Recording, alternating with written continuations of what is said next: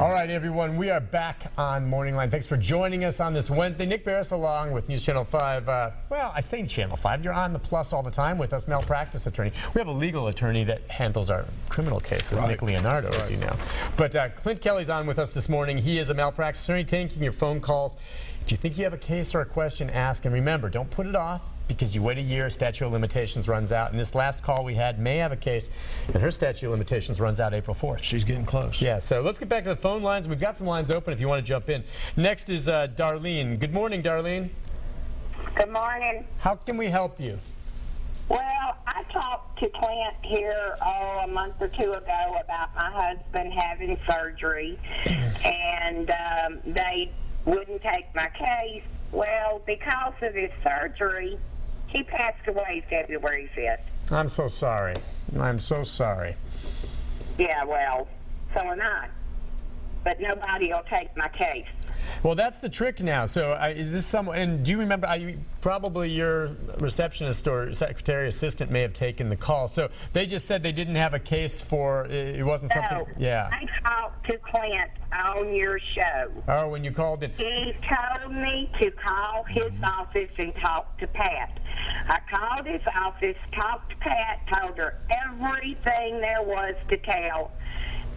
They sent me a letter a week or two later and denied my case, would not take it. I have talked to every attorney in Nashville, in Memphis, everywhere. And I have done this since after his surgery, and he had so many complications. Yeah, okay, hang tight on this. And again, wait, okay, go ahead. Darlene, what was the surgery? Refresh my recollection. Yeah, refresh our memory on this, Darlene. He had leg surgery on his leg to have an artery replaced. They left a graft, an old graft, in his leg, treated him for infection for 6 months, and he laid on his back for 6 months. And because he laid on his back for 6 months, his lung function dropped to the point that now he's gone. I remember this. I remember looking at this case. Darlene, the reason I didn't take this case, and you know I only take probably about 2% of the cases that come in, I was very uncomfortable with being able to prove that the damages that he had sustained were caused by negligence in dealing with the graft. It does not mean an argument can't be made, but I didn't feel like I could win the case. And Darlene, I'll tell you something as well. If you've got lawyers in Nashville and Memphis and Knoxville looking at this case and saying, I don't want to take it, that needs to send a message to you that multiple attorneys looking at this thing and running in probably to the same problem, which is we want to help, we wish we could take it, but we don't think we can win it. And if we take cases we don't think we can win, we won't be in business much longer. We'll be broke because these cases probably cost about $50,000 to $100,000 to try. And so we only take cases that we believe we can win, and therefore the standard for taking cases is extraordinarily high. I do appreciate you calling and giving the information, but just because you do that does not mean we can take the case, because they're just very, very hard to win. And I'm glad she called in. And Me again, too. my sympathies, and it's got to be so hard for her. And the fact that a case wasn't taken by the attorneys doesn't mean that potentially there wasn't something wrong done to her husband, and there was maybe. But again, the gist of it is being able to prove it, okay? If it's difficult to prove and it's going to be very costly to prosecute, that's part of the issue here. Again, if I had the ability to take every case where there's smoke, even though I can't prove fire and it didn't cost a lot of money, I'd take every one of them. But I can't do that because there's only so much money I've got, and there's only so many cases I can afford to take, and there's I have to allocate my resources. And unfortunately, what's happened to her is tragic. But remember, we've talked about bad outcomes so many times, Nick, where people have had really terrible outcomes. But you cannot stick it to the hospital or doctor. You won't be able to prove it to a jury. Yeah, and we should say, truth be told, you've had cases walk through the door where you know, and it's clear, and there's no disputing that they have been victims of malpractice. But because of either the nature of the injury or whatever is not enough, you say, well, it's true, but there's just not enough damages for her, and you turn them away. You have no choice. Darlene, she has damages, and there was smoke in her case. I just couldn't find fire. Gotcha. That's where it Gotcha. ended. Darlene, thank you for your call, and I'm sure she's not alone. There's others who have probably run into that same type of thing, and it's the reality sometimes in how you pursue these cases. Let's go next to Sherry. And Sherry, good morning. Hey, Sherry. Hey, Hey, what's on your mind? I was in Stonecrest back in November, I think it was, and they got different nurses that comes in, like 7 in the morning to 7 at night, and then 7 at night to 7 the next morning. Well, I kind of look at all my medicine that they give me when they come in my room, and one of the nurses come in there, and she was bringing me my pain medicine. Well, I looked in the little cup, and I noticed that the pill was bigger than what it was supposed to be. And she said that it was my pain medicine. Well, when she wasn't looking, I dumped it in my pocket on my gown. And then when she left, I had my son to look at it. He was there, and it was Alzheimer's medicine. It wasn't even my pain medicine. She was stealing our pain medicine and giving us different medicine. Wow. And I gave it to the head nurse. She come in there the next morning to see how everything was going. Well, I told her, and I gave her the packages that the medicine was in, and then I gave her the pill that the girl gave me, and then she said she'd get back with me. Well, I never heard nothing. I wish you didn't give those to her, because that's not a malpractice case, but I would love to do that story of someone allegedly stealing, and we don't know if that's, exactly what happened or if it was a mistake, but... Yeah, because the nurse, she said, I said something to her. She said, well, you're not going to tell on me, are you? Okay. And then she said, well, what made you notice? I said, Because I can look at a pill. Yeah.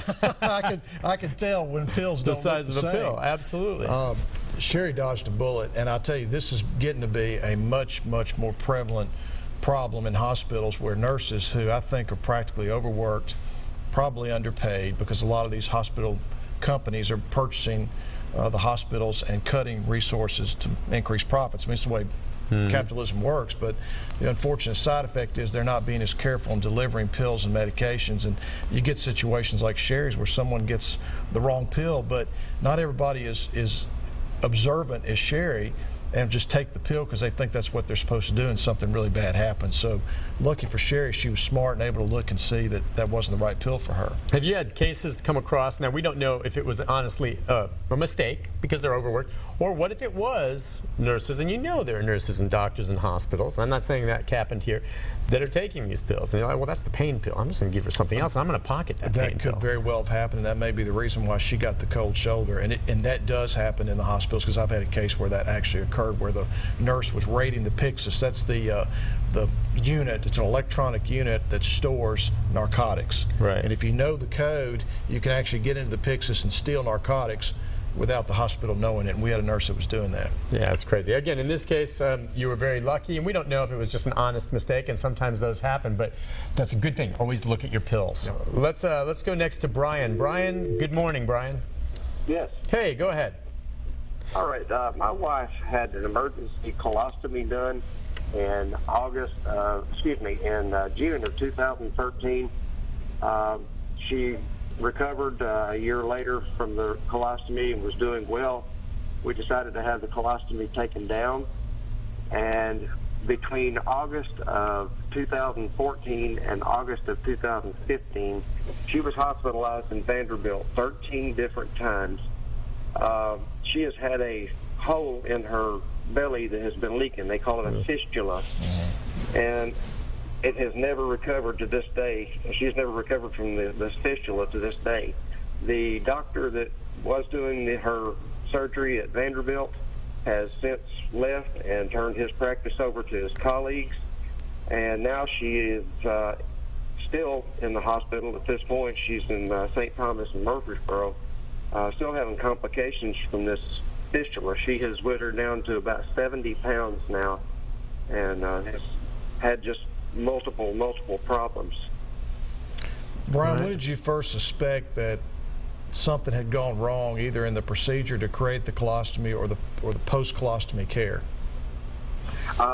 She was doing well after the colostomy. She had actually recovered and was functioning normally.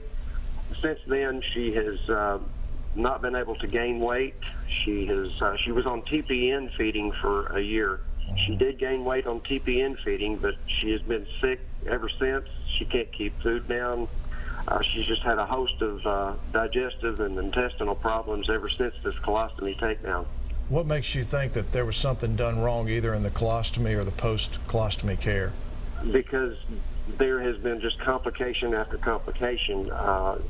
This place on her stomach will not heal. It constantly weeps fluid out of this hole on her stomach, and no one will do anything about it. They keep referring her to a primary care physician. The primary care physician takes one look at her belly and says, no, I'm not touching that, refers her back to the surgeon. And she just gets ping-ponged back and forth on this, and nobody seems to want to pick up the ball and take care of the problem. How old is she? She is 57. All right. Brian, I want you to call my office after it's over and ask to speak to Pat, please. Okay. Now, I will say this, colostomies, that can be a difficult issue because that procedure, I don't know if people know about it, but actually you wear a bag. The bag serves as the ability for you to defecate. And the idea is to, particularly if you have surgery done on your bowels, is to give them an opportunity to heal, and then you reverse the procedure so that you don't have to use the bag anymore. The problem is anytime you start working around the bowels, there's the prospect of leakage, fistulas, which is a hole, that's what he's talking about, a healing problem. What intrigues me a little bit about this is she was doing well for some period of time and then started having these complications, which makes me wonder, were there any clues to this beforehand that would have put the surgeon on notice that there was something wrong? And then the other part of this is, could anything have been done to prevent this? And I will say this, in colostomy cases, Nick, these are situations where bad outcomes happen all the time. Okay. And meaning not necessarily a malpractice. Correct. It's just such a difficult thing But sometimes. I still want Brian to call and take a look at this. We'll do that. All right, Brian, we will have the number up for Clint at the end of the program. Stick around for that. We'll take a break. If you're on hold, stay there. More of your calls in our final segment with him right after this. Stay with us.